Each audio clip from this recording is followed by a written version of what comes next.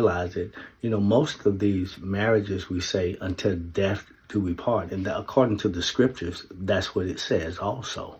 Until death do you part. And I really don't see where he gives you a way out of that except until death do we part. But we go back and forth and always, put on that white gown and put on that tuxedo and go out there and tell God them lies. Don't forget to like, share, and subscribe.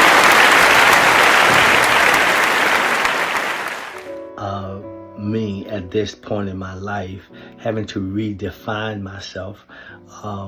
Most people know me as Anthony Ezell, but now I've had to claim the name for survival to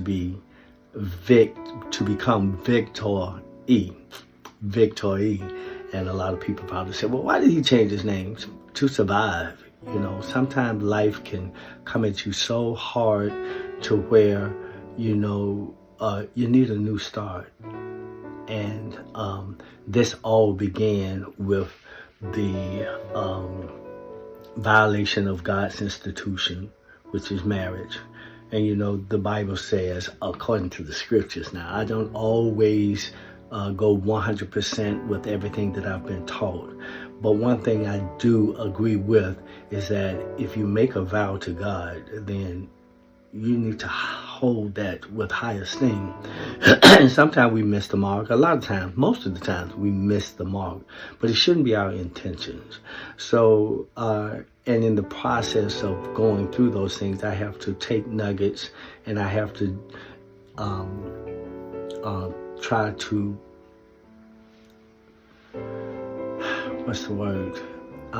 try to find a way of keeping my relationship with God uninhibited. And a lot of times, in order for me to do that, is just to face the truth. The truth shall set you free.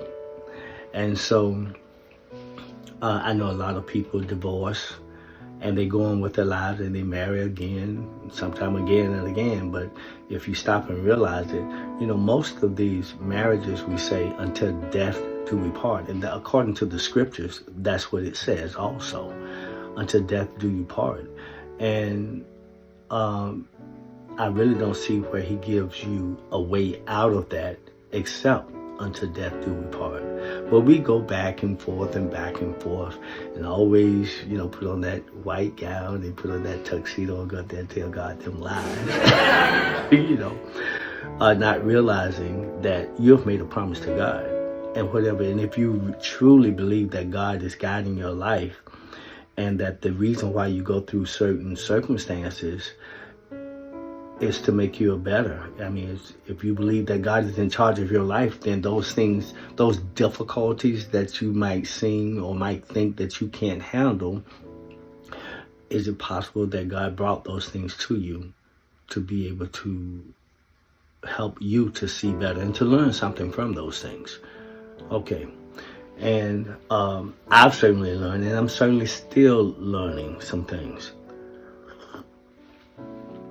And so right now what I'm learning is that I have to pull back and I have to stop and take care of Anthony.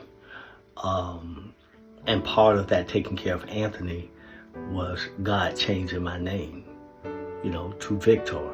Because it has to be that. I must not, and we all should not claim a victim mentality. How can you continue to go through life with a balanced mindset if you do not claim victory?